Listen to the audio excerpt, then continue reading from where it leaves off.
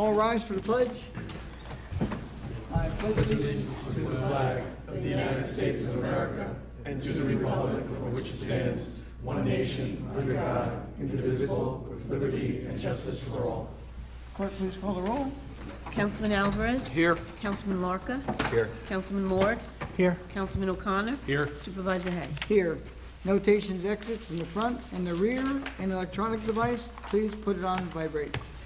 I make a motion to go into the work session portion of the agenda? No. No, public the hearing. public Wait. hearing? You know what? Oh, yeah, guess what, I left the public hearing.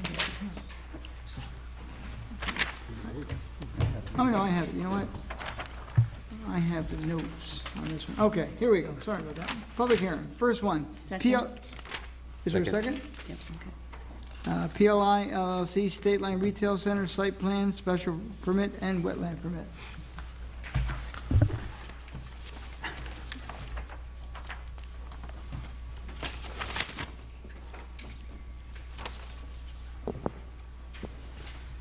Good evening, Mr. Supervisor, members of the board.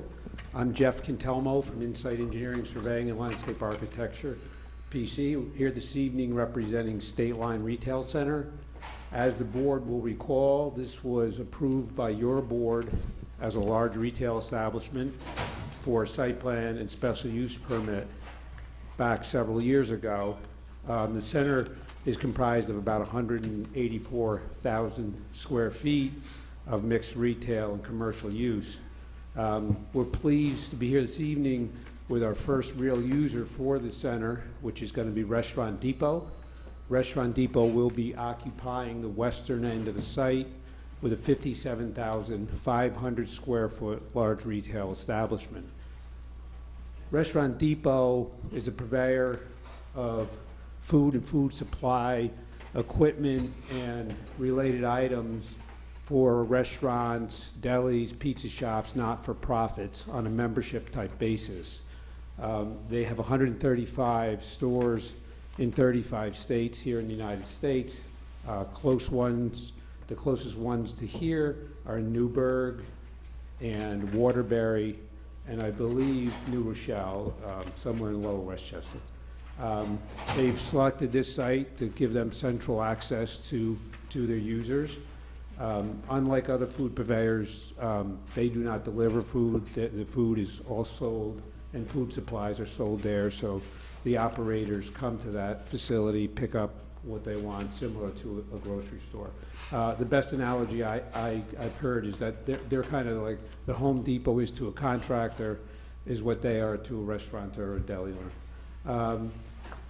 As you recall, you've seen this before in a similar format. As I said, this has just been, I'll say, tweaked slightly to accommodate their program. It involves, as I said, 57,500 square feet of a building, approximately 195 parking spaces, and then obviously we'll have its appurtenant stormwater improvements, septic, and well improvements. The only thing that's a little different with this plan than the one that was previously approved is the DOT got very involved, if you recall last time, about how they wanted the arrangement of our intersections with Route 6. And what they asked us to do was consider flipping our main entrance and our secondary entrance. In the previous version, our main entrance was on the east end, and now it is on the west end. And it will align with a relocated Farrington Road.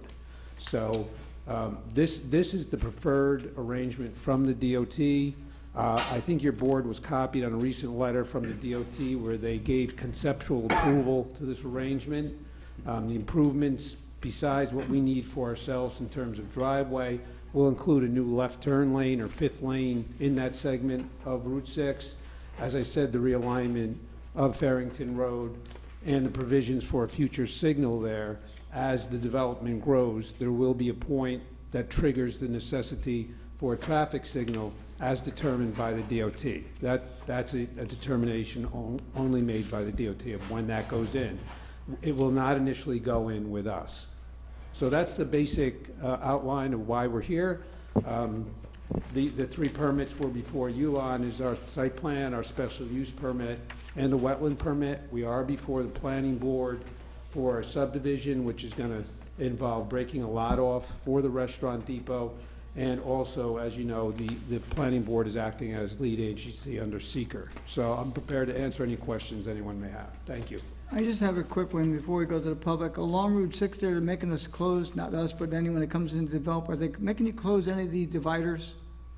Cut throughs? They are interested in how those dividers are left throughout our frontage, because it seemed, and this is their words, that it seemed like it was done in almost a random fashion, and it actually promotes people to try to cut across in certain sections. So they will be asking us to look at those and close those where they don't make sense. But they have not asked it as yet. We have not gotten into the detail of that yet. And do you know how many you have in your right-of-way, not counting the main one? No, I don't know how many are existing. I know that, you know, the one that'll be reoriented is at our entrance, and there might be one or two others that may be closed. Okay, Yeah. thank you. Okay, public comment on this. Come up to the mic, please. State your name for the record.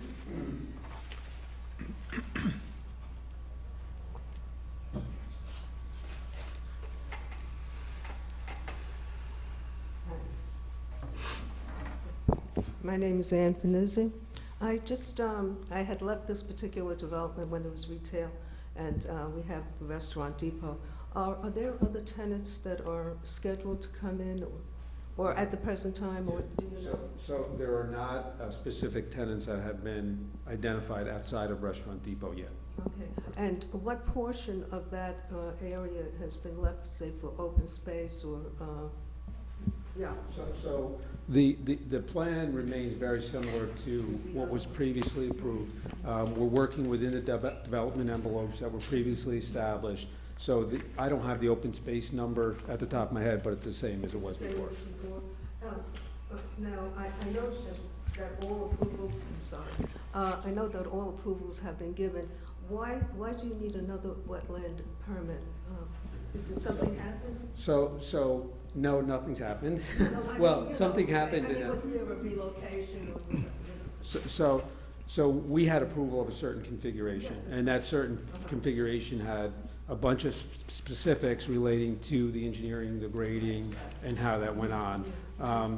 We are now seeking approval for the new arrangement, which again, as I said earlier, is very similar in terms of what's being proposed as what before. So that there is a wetland that is going to be impacted, or part or a buffer or something? There is no wetland impact, but there is buffer impact, as there was before, Oh, okay. in a similar fashion, and that's why we need a wetland permit. Right, thank you very much. Anyone else from the public? Anyone on the board? Seeing none? Did we want Ashley to say anything, or I know she's here Ashley? tonight?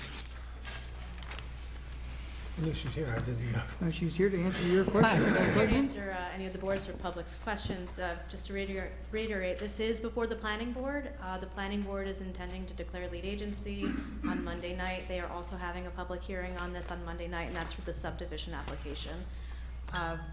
The layout, or the total acreages and use of the project is very similar to what was originally proposed. It's primarily the layout that has changed. Tom LaPerche and I did attend a meeting at DOT where they did give the conceptual approval verbally, and then that was followed up by a written letter, which I believe this board has. They are staying within the previously reviewed development footprints. There was a whole EIS done on this on the original project, so it's been important that they stay under those thresholds that were previously analyzed. I'm happy to answer any other questions. I'm just trusting my memory, but it may be wrong. When it was before the board, the planning board before, were there supposed to be berms in the front between the project or the development and Route 6?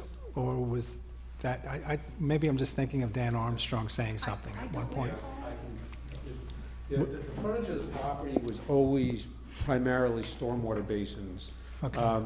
Those stormwater basins were backed then by a wall, which included a stepped wall with some landscaping in it, and there was, you know, a certain amount of screening that was envisioned with that, so that may be what you're thinking I of. think that's what it Yeah. is. And is that still It's the a plan? similar, it's a similar format now, Okay. yeah. And that's not anything that we should be considering for our, So one of the big changes in terms of the original project versus this project is just the procedure on how this application's being processed. When the original project was before the town, at that point in time, the planning board had site plan and And we wetland had- permit approval, and then only the special permit went to the town board. There was a law change several years after the original project was approved, so that when this had to be reapproved, it came back before the town board, and that's why you now have site plan, wetland permit, and special permit approval. So in terms of the layout and the design of the project and any landscaping along the roadways or within the property, that is within the town board's purview as well as the architecture review board's purview. So if you have comments on that, that is appropriate to raise with the applicant. okay. And is it still too early to raise those? No, this is a good time to raise those concerns. Okay, and would, I guess I'd want whatever those berms or whatever the thing was along the frontage would be consistent all the way through the project, not just with the Home Depot or the Restaurant Depot section. Yeah, so the original plan had that through the central section, and we continue to have it through the eastern and portion of central section. And, you know, we really don't need the walls. We're really using the land in what I'm gonna say, in a less aggressive fashion on the western end, so we don't need those walls. But that doesn't mean we can't continue with the theme of the landscaping and so that the frontage is And screening is. correct. Place. Okay, cool. Right. Thank you. I did remember right. Yeah. Okay, okay, thanks. Thank you. Anyone else on the board? Seeing none, take a motion to close the public hearing? Is there a second? I'll second. All in favor? Aye. Thank you. Thank you. Second item is amend Chapter 18-26, Town of Southeast Code of Ethics and Financial Disclosure Law. Just so the public is aware, it's 18-26. All town employees are required to fill out a financial disclosure form. And employees are considered the accountant, controller, architectural review board members, assessor, attorney counsel, board of assessment review members, board members, town board members, town building inspector, town clerk, town code enforcement officers, town ethics board members, town justices, town planning board members, town special districts coordinator, town superintendent of highways, town supervisor, town tax collector, town zoning board of appeals members, which is the ZBA. The one that we're asking to remove is the Town Industrial Development Agency, IDA, that was taken out of existence, probably 5 to 10 years ago. And the purpose of public hearing tonight is to remove it because it's a local law. And other than that, that's what it's about. Is there any comment from the board to start? Public, if you understand it, do you need any further explanation? It's just basically, the IDA is no longer a board in this town, and we're removing it from the list. Seeing none? I'll make a motion, we close the public hearing. Is there a second? Second. All in favor? Aye. Number 3, amend Chapter 103, Article 2, Section 103-8, permit fees. For the public knowledge, the town has a food vendor law, and what has happened is that we used to have a permit fee was for a full year, and we ran it as a calendar year, and the second half was the second half of a year. So if someone is interested in selling ice cream for a half a year, they have to start in July and end in December. So that doesn't work too well if you like ice cream. So what we're doing is now the year and a half year is to be determined by the vendor. So if they want to start selling ice cream in April and end it 6 months later, and if they want to start the year in June and end it the following June, it's to be determined by them. Also, permits will be $500 annually, which shall be determined by the applicant, $250 for 6 months, which will also be defined by the applicant, and the other change after 3 convictions within a calendar year or 6 months, and again, it's based on the permit date. So that's what this is about. Any questions from the board? The public, did I explain enough or any further explanation? So basically, what's gonna happen is they're gonna determine their 6 months and their 12 months of operation. Seeing none, I entertain a motion. I'll make a motion, we close the public hearing. Is there a second? Second. All in favor? Aye. Okay, there's nothing on the work session this evening, so I make a motion to go into the regular portion of the meeting. A second. All in favor? Aye. Waive the reading of the correspondence. 2, approval of the voucher list, $2,664,318.58. Is there a second? Second. Discussion. All in favor? Aye. All meetings will be held at 1360 Route 22, Brewster, New York, at 7 p.m. unless otherwise noted, Thursday, March 5th, and Thursday, March 19th. So moved. Second. All in favor? Aye. Number 4, resolution, determination of no environmental impact with respect to home rule request for alienation of parkland. Now therefore be resolved that the town board determines that application to New York State Legislature seeking permission for the alienation of parkland is a type 1 seeker action. 2, the town board determines is more fully set forth in the attached State Environmental Review Act. Notice of determination of non-significance dated February 20, 2020, attached hereto and made part hereof, and after due consideration of all documents, materials, and public testimony, both oral and written, and after consideration of whether the proposed alienation of designated open space may result in a significant adverse impact on the environment, that no potential significant adverse impacts have been identified, and there will be no adverse impact on historical resources. This resolution was prepared in accordance with Article 8 of the Environmental Conservation Law. So moved for discussion. A second. Discussion. Yeah. Does anyone else want to discuss? Okay, well, I'm going to vote no. I believe there will be significant adverse impact on the environment, so I'm not in favor of this resolution. Okay. Now, you are aware that all we're doing this evening is asking the state. This is not even a project that's even on the radar of anybody at this point in time. It's only asking the state to consider the alienation, just so you know. It will come back to square one. Right now, it's not even on first base of the 4 bases it has to cover. Right. There'll be another environmental review, should this go through, which would then mitigate or address any environmental impacts. So I believe that there is no environmental impacts because nothing's being proposed for this part of the process. Well, I disagree. Okay, not a problem. You But can that's- disagree, but again, just so it's clear, all we're doing tonight is making a request of the state to put this on their agenda for this year during the legislative session, and there's no guarantee it will even get on this year. So that's what this is, why it is, and why there's no environmental impact at this time. Thank you. Anyone else? Roll call vote. Councilman Alvarez. Yes. Councilman Larka. Yes. Councilman Lord. No. Councilman O'Connor. Yes. Supervisor Hay. Yes. Number 5, resolution to request the New York State Legislature introduce home rule legislation to authorize the discontinuance and alienation of parkland located on Pugsley Road. Now therefore be resolved that the town board of the town of Southeast hereby requests the New York State Legislature introduce home rule legislation to authorize the town board to alienate a portion of the town-owned parkland on Pugsley Road known as designated tax map 45, block 1, lots 10 and 11.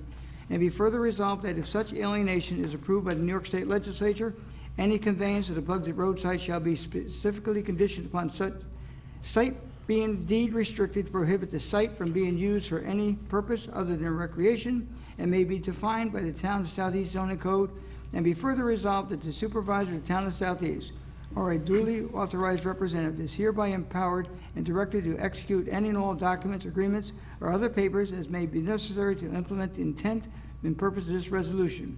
And be further resolved that the clerk of the Town of Southeast, in conjunction with any other duly authorized representatives, is hereby directed to send certified copies of this resolution and all supporting documentation to the New York State Assembly Home Rule Offices of Senator Pete Harcum and Assemblyman Kevin Berman. So moved for discussion.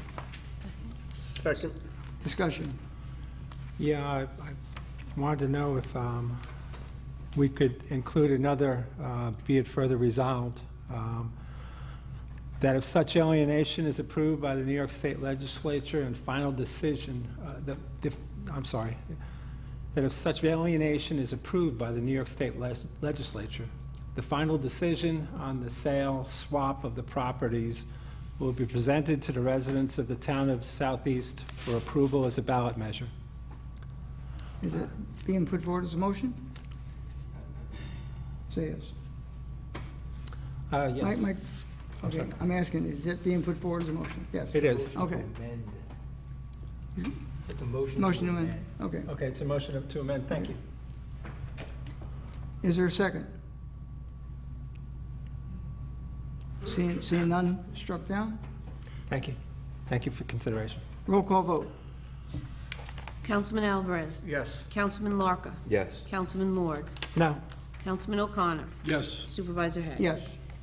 Number 7, resolution, special permit request 4005 Danbury Road, Comforting Care Veterinary Services. Now therefore be resolved that the town board of the town of Southeast hereby makes the following findings of fact in connection with the instant application. 1, the proposed use is in such location is size and character that will be in harmony with the appropriate and orderly development of the surrounding district and will not be detrimental to the immediate site or adjacent properties.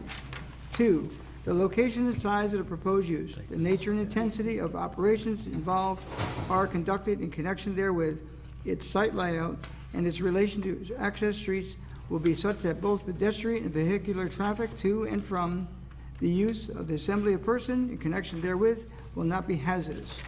3, the exterior appearance of the building will not hinder or discourage the development and use of adjacent land and buildings.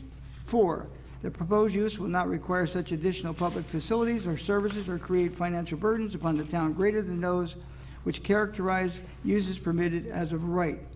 And be further resolved that based upon the foregoing findings, the town board of the town of Southeast hereby grants a special use permit to allow an approximate 1,000 square foot portion of multi-tenant premises located at 4005 Danbury Road, tax map number 69.1-12, to be occupied by Comfort and Care Veterinary Services, its lawful successors, and assigns for veterinary practices specialized in acupuncture and end-of-life care for domestic cats and dogs on the following conditions. 1, the applicant and its tenant shall operate the facility in compliance with all conditions set forth in Article 10 of the zoning code. 2, the veterinary practice shall be contained within approximately 1,000 square feet of the multi-tenant structure. And 3, there shall be no overnight boarding or harboring of animals on the subject premises, and there shall be no outdoor runs or other cages on the subject premises. And be further resolved that the town clerk is hereby authorized and directed to forward a copy of this resolution to Comfort and Care Veterinary Services, to the owner of record of the subject premises, to the Secretary of the Town Southeast Planning Board, and the Southeast Building Department forthwith. So move for discussion. Second. Discussion.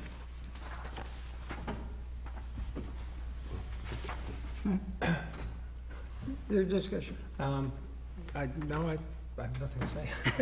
You can say it. Go ahead. Well, yeah, let's proceed to the vote. Okay. All in favor? Aye. We skipped number 6. Number 6.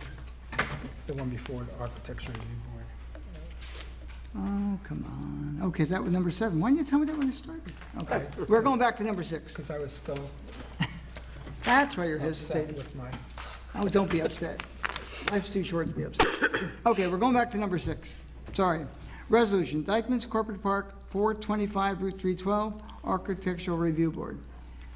Now therefore be resolved that the town board hereby accepts and approves a report of Architectural Review Board dated January 29, 2020, in connection with the application of Dykeman's Corporate Park, which seeks amended site plan approval, which includes construction of a 26,840 square foot commercial building on a 55-acre lot located at 425 Route 312, tax map ID 45.2-35, a copy of which is annexed hereto and made part thereof, and such report shall be incorporated in any final site plan subsequently reviewed and approved for the project by the planning board.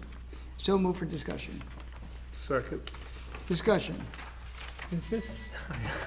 Good. Is this the property that Morrow Crane was looking to go into? Okay, cool. So, it's good. Okay, Thank you. any other comment? Nope. All in favor? Aye. Okay, number 8, resolution Salsa Fresca, 1577 Route 22, bond establishment. Now therefore be resolved that the bond amount is hereby established for the project set forth below. Project name, Salsa Fresca Commercial Site Plan. Bond amount, site improvements, $84,400. Erosion sediment control, $10,000. And be further resolved that a certified copy of this resolution shall be transmitted by the town clerk to the applicant, planning board, and building inspector forthwith. So move for discussion. Second. For those of you in the audience, that is for Seven Stars Restaurant on Route 22, and the new tenant may be Salsa Fresca. All in favor? Aye. Make a motion to waive the reading of the budget transfers. I'll second. All in favor? Aye. Recognition of the public. Thanks, Ash.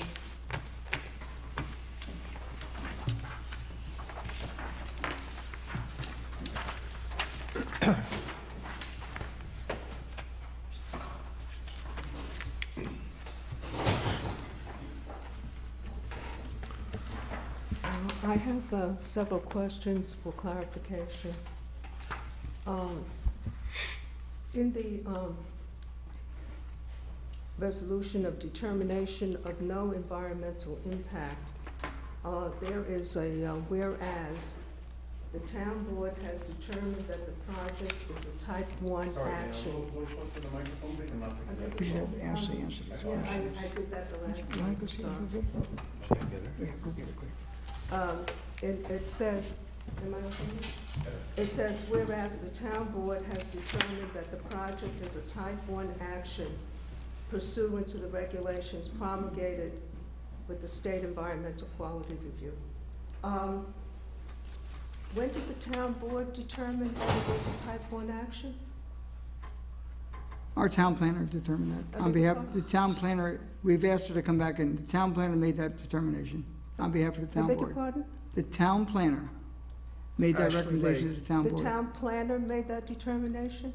To the town board, yes. It's our determination based on her review. She made the recommendation to the town board. That's not what it says, though. Okay? It says that the town board has determined, and it gives the impression that... Well, we have, based on doing her it- recommendation. it's doing May it I in that finish? document. Excuse me, may I finish the sentence? I'm trying to explain to you, it's Well, doing I'm it trying to in that finish the document. sentence. Excuse me? It is doing it in that resolution. It's made it, they're making a type 1 determination. All right, within the resolution. A type 1 action usually, and you can correct me, says that there is an environmental impact. That Ashley? is why you have a type 1 action. Would you like So that I'm answer? curious. Do you want that answered? So I'm curious upon what basis was this determined as a type 1 action, because then you have a neg deck which says that there is no environmental impact. Ms. Lai? So it seems, so if Can you you try to could answer just that? clarify that, I don't understand that. Okay, sure. Okay. So seeker establishes a list of what's called type 1 and type 2 actions. Type 2 actions are automatically assumed to not have any potential impact on the environment. A type 1 action has the potential to have an environmental impact. That doesn't mean that it will, it just has the potential. And so as part of the analysis of this transfer of land, the EAF looked at if there were going to be any environmental impacts, and the EAF and the analysis determined that there would be no environmental impacts, which is why a negative declaration was able to be granted. And that is because there are no physical improvements being proposed at this time. It's simply asking the state legislature to be able to alienate this parkland. If there was a physical project, that does need to go through its own secret review. And that will start with if this is ever approved by the state. If it's ever approved and comes back to this town board, that's when the full process takes place. Yes. But on this particular action, it doesn't exist. Ashley, just stick around for a bit. Now, maybe Still stay here. Okay, I'm going to pick up what you said about an analysis of the EAF. What analysis? Usually, again, correct me, I know that in the year 2002, I commissioned a well-known biodiversity expert to make such an analysis because I'm not capable of making an analysis. I also, in 2018, commissioned Hudsonia with Eric Kiviat to make an analysis of the biodiversity on Pugsley Road for the logistics center. So I'm interested upon what analysis was made to determine all of this type 1 action, the neg deck, and so think forth. EAF is just simply a document that is based on an analysis made by somebody. Right now, there's a big misunderstanding. Right now, all this town board doing is making a request to the state. We're dealing with air, we're dealing with absolutely nothing. If and when it is approved by the state legislature and it comes back to this town, every item that you're discussing will be in that in the future. Ansley? But Mr. Hay, excuse me, but the foundation for your asking for the for the alienation, the basis of it has the type 1 action, has the neg deck, has the secret review embedded in it. You cannot just simply say, and I understand what Mr. Larka was saying, yes, there's going to be a secret review, but this is also a secret review because you have the type 1 action, you have declared a neg deck, and you have declared it, and I've asked you, upon what basis, upon what analysis have you determined as a board, and this says the town board, it is my experience, and again, you know you can correct me, it is my experience that usually there is a resolution emanating from a town board that says that the town board has determined that a certain parcel has environmental and known as a type 1. I do not see that resolution. What I do see is the neg deck, which basically is based on an EAF, which duplicates many of the things that the attorney for ProSwing has made. I mean, you just can't get away from it. Absolutely not. Now, I want to just go to the home rule resolution, and that is also a question in my mind. In the home rule resolution, you state that there is going to be a deed restriction, and I wrote it down, for recreation. Now, the deed restriction for the recreation, we all know, benefits no one but ProSwing. No one but ProSwing. Because Supervisor Hay, you even stated in your presentation last week that there was a concept plan. And there was a concept plan. No, there was never, Excuse me. no, wait, time out. There You was a have to get your concept facts straight. You need to get your facts straight. I'm getting There it was straight. never a concept plan for this parcel. They don't own it. Nothing happens. If you don't get the state to say yes to this, nothing happens. There's no There- concept plan for this. For the other parcel, there was a concept plan, but not for this one. That's But what what we're that's dealing what with. I was just about to say. dealing with the There alienation. There was a concept plan. There was a concept plan. For the other Yes, for the Star Ridge. You're absolutely right. I was just going to say that. Okay. However, it appears, and I just received it from a FOIL that I filed, that there was a meeting, and the meeting had several individuals attending. And at that meeting, it was determined that Star Ridge was really not such an appropriate place to put such a concept plan. And by the way, if you look at a concept plan, it's quite extensive. It's not just, you know, little bases here and there. It's very, very, very, very extensive. So there was this meeting in which, again, this is public record, that Mr. O'Rourke said, well, is there a piece of property that we could possibly use? And they determined that Star Ridge would not be the property, but Pugsley Road would be the property. Now, I don't think they It's said that very would be the property. They interesting. suggested that they look at that property, I believe. I beg your I pardon? believe they suggested they look at that property. They Look didn't at say the it was gonna be. Pugsley Road property. Yes. As I said, I just read it. Now, it was very interesting because one of the things that Attorney O'Rourke emphasized was the fact that Star Ridge was a scenic road, historic, and bore a residential R160. And therefore, it would exclude. However, I went to the code for the town of Southeast.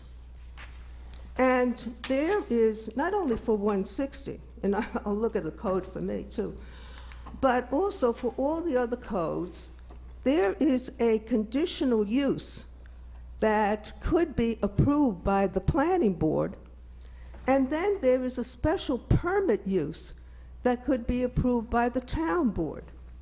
Now, I want to just itemize all the different uses that could be on that particular property. Which one, Star Under- Ridge? Are we talking Star Ridge now? I beg your Are you pardon? speaking Star Ridge? Well, I don't know which parcel you're speaking of. The Star Ridge property. thank you. That's R160. Okay. Okay? So what could be on that parcel by special permit from the town board? Schools, Bless you. private elementary, private high school, colleges and universities, nursery school, convalescent homes and nursery homes, residential recreation facilities, a pub, private, not associated with the subdivision approval, I don't know what that means exactly, membership club, fraternal organization, philanthropic institute, libraries, museums, art galleries, cemeteries, provided that they offer only below-grade burial. I'm just reading from this. I just looked at That's it. in the town code book, yes. Excuse me, railroad rights-of-way, including customary accessory services, equestrian centers, houses of worship, and so forth. And under the conditional use by the planning board, you could have a home occupation, real estate offices, which are owned and operated had to be owned and operated by the residents, apartment and accessory structure of minimum 5 acres, bed and breakfast and country inn. What I am saying is this, and this is true for all All parcels. for all are designated.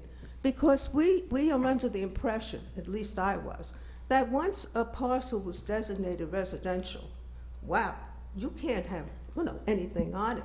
And I was really shocked to read this list of uses that could be obtained by special permit in the R160. But that's every zone in the town, there's about 15 or 20 What? different, What I am saying, Mr. Hay, is that this whole argument about Pugsley being the better area to put this in, rather than Star Ridge, and the basis for the argument for Star Ridge just doesn't hold water. It really doesn't. It really doesn't. And you know what? And it's embarrassing and insulting. And I don't like my intelligence insulted. Okay?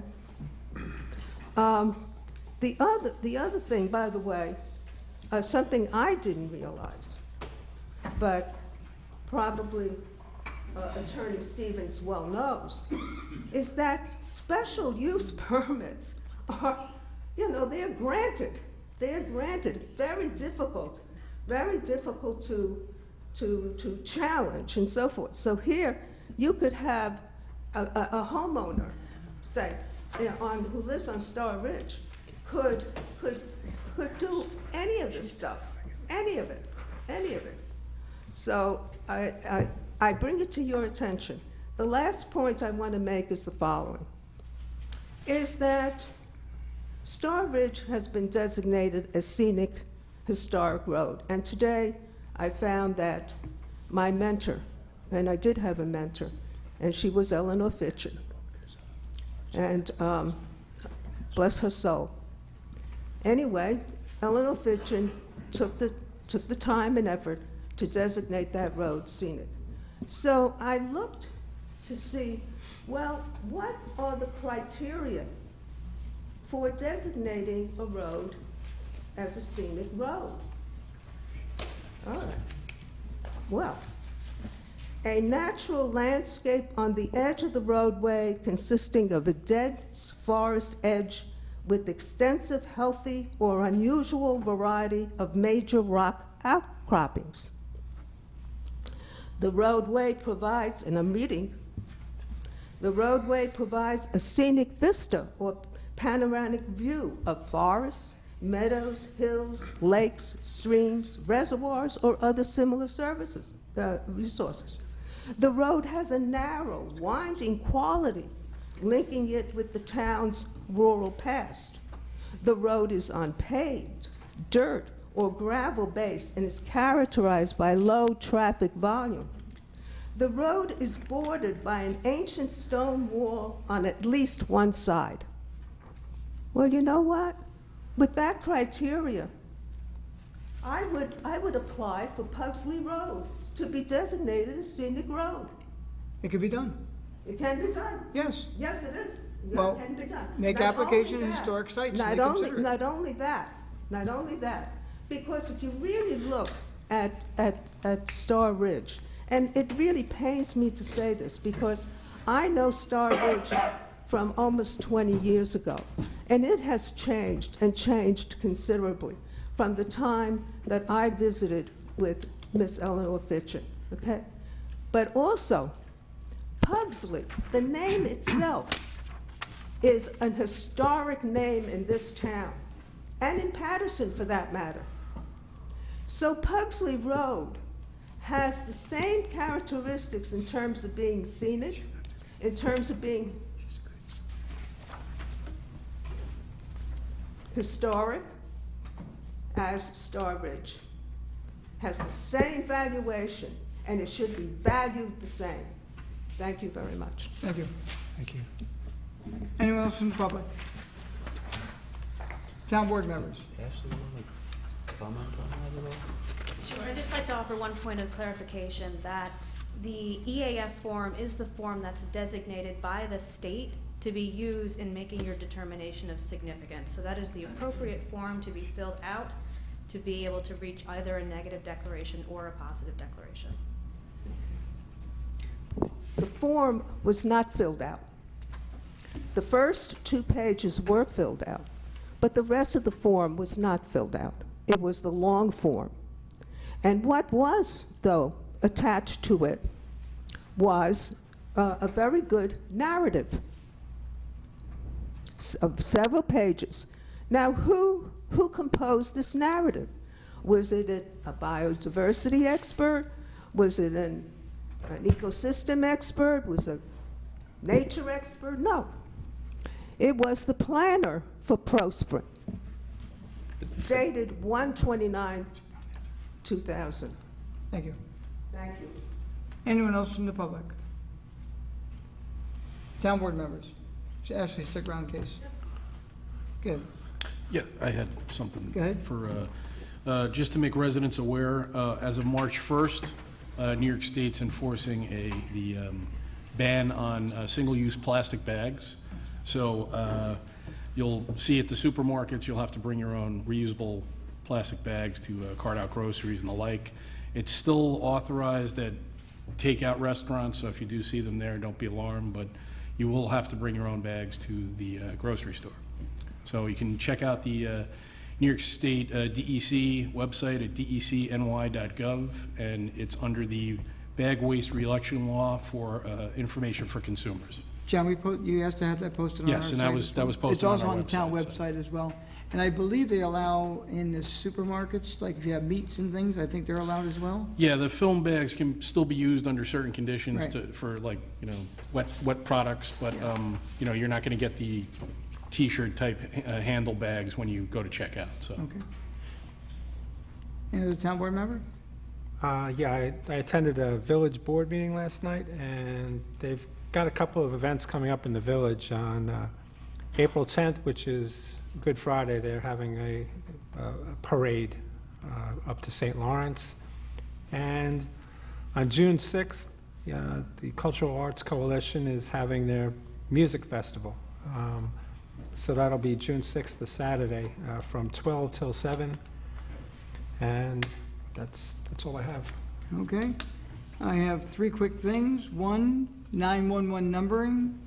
We just keep reminding you to please get your house 911 numbered.